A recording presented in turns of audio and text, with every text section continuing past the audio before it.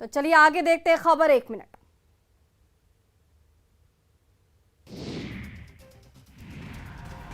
वैशाली में 22 जून को स्वर्ण व्यवसायी की हत्या मामले का सीसीटीवी फुटेज सामने आया है। अब तक इस मामले में किसी की भी गिरफ्तारी नहीं हुई है, लेकिन सीसीटीवी में साफ देखा जा सकता है कि 5 नकाबपोश दुकान में घुसते हैं और दुकान मालिक की गोली मारकर हत्या कर देते हैं। तस्वीरों में साफ देखा जा सकता है कि 3 अपराधी दुकान में घुसते हैं, दुकान में मौजूद ग्राहकों के साथ भी बुरी तरह मारपीट करते हैं। तभी चौथा और 5वां अपराधी दुकान में घुसता है और गन निकालने लगता है। फिर आरोपी दुकानदार को बुलाते हैं और उससे मारपीट करते हैं, उसे लात घूंसों से भी मारते हैं। सभी मिलकर दुकान में लूटपाट करते हैं, फिर व्यापारी को गोली मार देते हैं। 22 जून की शाम लूटपाट हुई और ज्वेलरी शॉप के मालिक की गोली मारकर हत्या हुई। वारदात का ये वीडियो दिल दहला देने वाला है। सरेशाम गुंडई की ये तस्वीर देखकर अंदाजा लगाया जा सकता है कि कारोबारियों पर किस तरह अपराधियों का आतंक कहर बनकर टूट रहा है।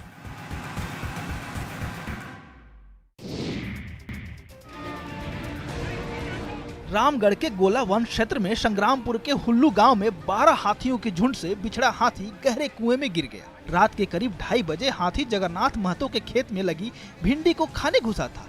इसी दौरान गहरे कुएं में गिर गया। उसके चिघाड़ने की आवाज सुनकर लोग मौके पर जुटे, वहीं हाथियों का झुंड भी वहां पहुंच गया। लोगों ने वन विभाग को इसकी जानकारी दी, जिसके बाद वन विभाग के 3 घंटे की कड़ी मेहनत के बाद जेसीबी के जरिए हाथी को सकुशल बाहर निकाला गया। मौके पर हजारों की भीड़ जुटी रही। वहीं बाद में हाथी भगाओ दल के लोगों ने हाथियों को पास के जंगल की ओर खदेड़ दिया।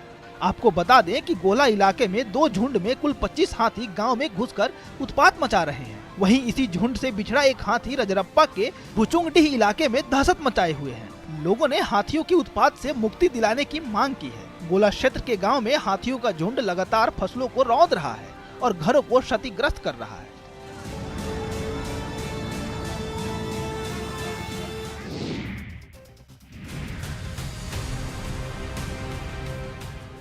जामताड़ा शहर की निगरानी के लिए लगी तीसरी आंख खुद खराब हो रही है। प्रमुख चौक चौराहे पर प्रशासन की ओर से सीसीटीवी कैमरे लगाए गए, लेकिन लापरवाही और अनदेखी की वजह से लगभग सभी कैमरे बंद हो गए हैं।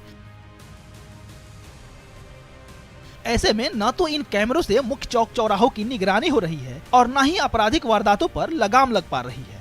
इससे शहर की सुरक्षा व्यवस्था पर भी खराब असर पड़ रहा है। लोगों का मानना है कि अगर सीसीटीवी कैमरे ठीक रहते तो क्राइम करने वालों पर भी नजर रहती, साथ ही प्रशासन को भी उनसे निपटने में मदद मिल सकती। कई बार स्थानीय लोगों ने सीसीटीवी कैमरे की मरम्मत को लेकर प्रशासन से मांग की, लेकिन कोई पहल नहीं हुई। ऐसे में सीसीटीवी यानी तीसरी आंख को किसी तारहारण की जरूरत है। इधर एसडीपीओ ने जल्द ही इन कैमरों को दुरुस्त करने के लिए प्रशासन को पत्र लिखने की बात कही है।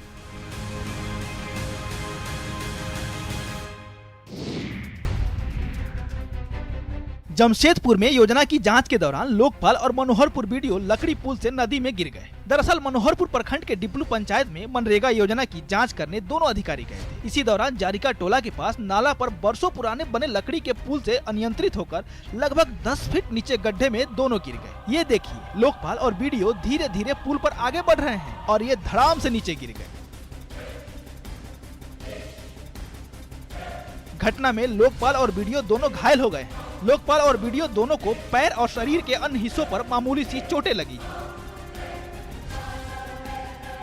प्रखंड कर्मियों ने दोनों को अस्पताल पहुंचाया, जहां प्राथमिक इलाज के बाद दोनों की छुट्टी कर दी गई।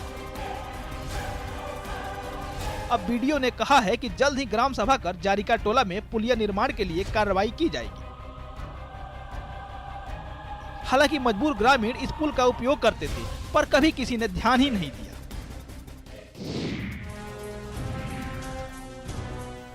नक्सल विरोधी अभियान में बिहार पुलिस को लगातार सफलता मिल रही है। लाल आतंक को कंट्रोल करने के लिए जवान एड़ी चोटी का जोर भी लगा रहे हैं। वहीं इसी कड़ी में सुरक्षा बलों ने इमामगंज से 2 AK-47 के साथ एक नक्सली को गिरफ्तार किया। दुखदपुर गांव के नजदीक पुलिस ने एक नक्सली के साथ अत्याधुनिक हथियार और कारतूस सहित अन्य सामान बरामद करने में सफलता हासिल की।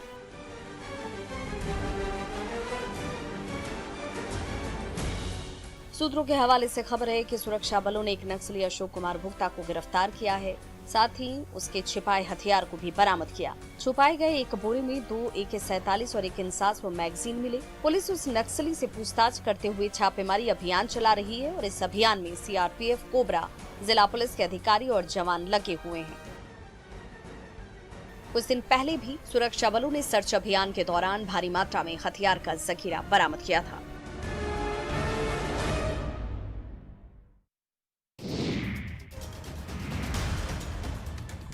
बिहार में पूर्ण शराबबंदी लागू करने के लिए पुलिस और मद्य निषेध विभाग लगातार कार्रवाई कर रहा है, पर शराब माफिया तस्करी के नए नए पैतरे आजमाने से बाज नहीं आ रहे। शराब तस्कर दियारा क्षेत्रों में अवैध शराब का निर्माण करते हैं और पुलिस की कार्रवाई होने पर नदी के रास्ते भाग जाते हैं, पर अब पुलिस बोट पर सवार होकर इन तस्करों को आड़े हाथों ले रही है। शराब तस्करों पर अब बोट पुलिस गंगा के रास्ते अटैक कर रही है, जिससे उनका भागना नामुमकिन हो गया है। बाढ़ अनुमंडल के बख्तियारपुर थाना क्षेत्र के घुसवरी दियारा में उत्पाद विभाग ने छापेमारी की कार्रवाई की और 4000 लीटर जावा महुआ बरामद किया। साथ ही 200 लीटर चुलाई शराब जब्त की। वहीं चिरैया दियारा में 2200 लीटर जावा महुआ और 1200 लीटर चुलाई जब्त की गई। गंगा के रास्ते बोट के माध्यम से पुलिस को छापेमारी में आसानी हो रही है। पहले छापेमारी दल को देखते हुए गंगा में कूदकर शराब तस्कर फरार हो जाते थे, पर अब तस्करों का भागना मुश्किल हो रहा है।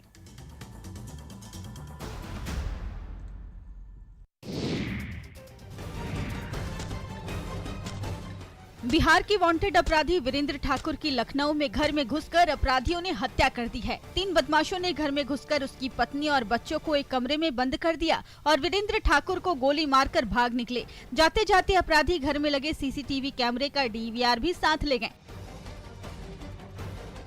मृतक वीरेंद्र ठाकुर रेलवे में ठेकेदारी करता था। मृतक की दूसरी पत्नी, जिसकी शादी 1 साल पहले हुई थी, उसने पूर्व पत्नी पर ही हत्या कराने का आरोप लगाया है। वहीं कैंट के नेलमत्था इलाके में हुई इस हत्याकांड में नया एंगल सामने आ रहा है।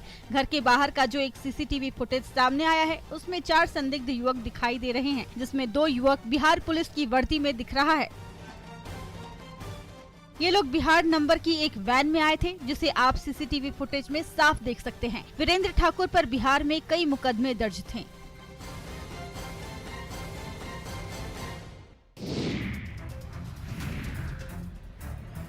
टेबल पर पड़े नोट और हथियार पुलिस की कामयाबी का किस्सा बता रहे हैं। ये जब्त हथियार एक बड़े अपराध की गवाह भी दे रहे हैं।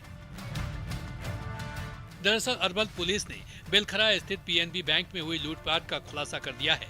पुलिस ने कांड का खुलासा करते हुए 5 लुटेरों को गिरफ्तार किया है। गिरफ्तार अपराधियों के पास से 3 बंदूक, 2 बाइक और 2 लाख से अधिक की नकदी बरामद हुई है। साथ ही 32 जिंदा कारतूस भी बरामद किए गए हैं। अपराधियों की गिरफ्तारी मल्ही पट्टी से हुई है। पुलिस ने गुप्त सूचना के आधार पर कार्रवाई करते हुए लुटेरों को गिरफ्तार किया है। गिरफ्तार लोगों के खिलाफ पुलिस आगे की कार्रवाई में जुट गई है। सभी शातिर अपराधी जल्द ही अमीर बनने के चक्कर में लगातार अलग अलग जिलों में बैंक लूट की घटना को अंजाम दे रहे थे। बैंक लूट को अंजाम देने के बाद अपने रिश्तेदार के यहाँ रुपए छिपाने का प्लान था, पर पुलिस ने सभी अपराधियों को गिरफ्तार कर लिया, जिसके बाद मामले का खुलासा हुआ और सभी की गिरफ्तारी शुरू हो गई।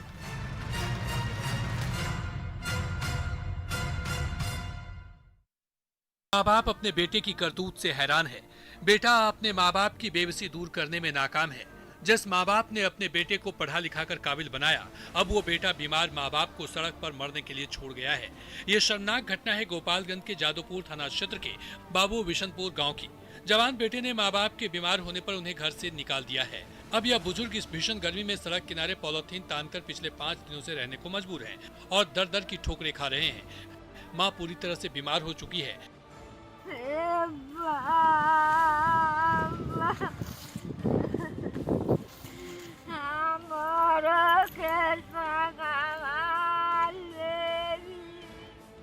पाँच दिनों से बुजुर्ग दंपति को खाना पीना भी नसीब नहीं हुआ है।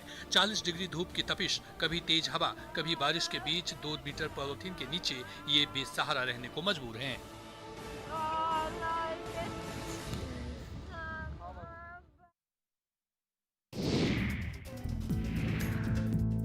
हाथ में वरमाला लिए ये दूल्हा पुलिस का जवान मिथिलेश पासवान है और लाल जोड़े में सजी उसकी प्रेमिका। आखिरकार दोनों शादी के बंधन में बंध ही गए। शादी से इनकार करने के बाद भी पुलिस जवान को शादी करनी पड़ी। ये पूरा मामला बांका जिले का है। बांका पुलिस लाइन में तैनात जवान मिथिलेश पासवान का अफेयर मुंगेर की करिश्मा से था। इनका अफेयर पिछले 5 सालों से चल रहा था। जवान ने प्रेमिका से शादी के वादे भी किए थे, पर पुलिस में नौकरी मिलने के बाद जवान शादी से टाल मटोल करने लगा। वहीं प्रेमिका शादी करने की जिद पर अड़ी रही। बात बिगड़ती देख करिश्मा अपने परिजनों के साथ बांका एसपी के पास अपनी फरियाद लेकर पहुंची और 7 फेरे लेने में सफल रही। एसपी ने सख्ती कर जवान को शादी करने के लिए कहा और चेताया कि प्रेम करने के बाद शादी नहीं करने पर उसे जेल जाना पड़ेगा। उसके बाद जवान भी शादी के लिए तैयार हो गया और दोनों के परिवारों की रजामंदी से न्यायालय में उन दोनों की कोर्ट मैरिज हुई। इस अनोखी शादी में पुलिस ही बाराती के रूप में नजर आई।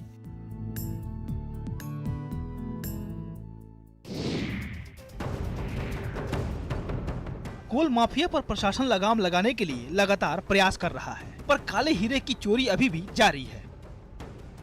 वहीं गिरिडीह के मुफस्सिल थाना क्षेत्र में अवैध कोयले के उत्खनन पर सीसीएल और मुफस्सिल थाना पुलिस ने बड़ी कार्रवाई की है। यहां भूतनाथ और ओपन कास्ट में अवैध कोयले के उत्खनन की सूचना मिली थी। इस दौरान पुलिस प्रशासन की मौजूदगी में अवैध रूप से चल रहे दर्जन भर से ज्यादा कोयले खनता को जेसीबी के जरिए ध्वस्त किया गया। अवैध इलीगल कोल पीट होता है, उसका बनाकर कोयला चोरी करने की सूचना मिल रही थी। जिन जगहों को देखा और यहाँ की कार्रवाई की जा रही है। आपको बता दें कि इन इलाकों में कोयले की अवैध माइनिंग खनतों के जरिए धड़ल्ले से हो रही है, जिसके बाद कोयले को रात के अंधेरे में बैलगाड़ी और मोटरसाइकिल के जरिए ट्रांसपोर्ट करके बिहार भेजा जाता है, क्योंकि वहां पर कोयले महंगे दामों में बिकते हैं। हालांकि हैरत की बात तो ये है कि कार्रवाई करने के बावजूद कोयले की अवैध माइनिंग पर लगाम नहीं लग पा रही है।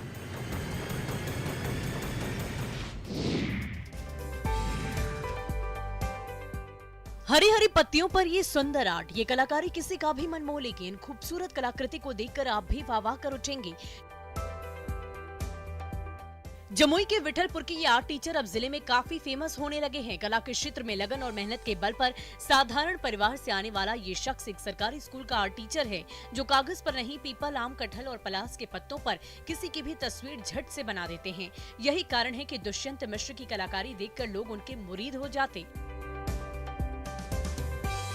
ये आर्ट लोगों को खूब भा रहा है। पत्तियों पर पोर्ट्रेट बनाते और पेंटिंग करने वाला ये शख्स अपनी लीफ पेंटिंग को आगे बढ़ाने में लगा है।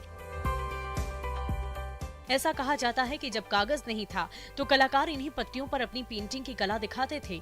दुष्यंत पत्तियों पर पीएम मोदी समेत कई नेताओं की तस्वीर बनाते हैं, जो बेहद ही आकर्षक है।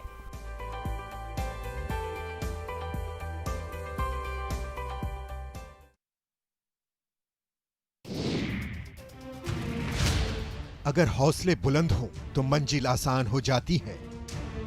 कुछ ऐसा ही कर दिखाया है बांका जिले के कटोरिया के पूर्व विधायक की बेटी रेखा सोरेन ने।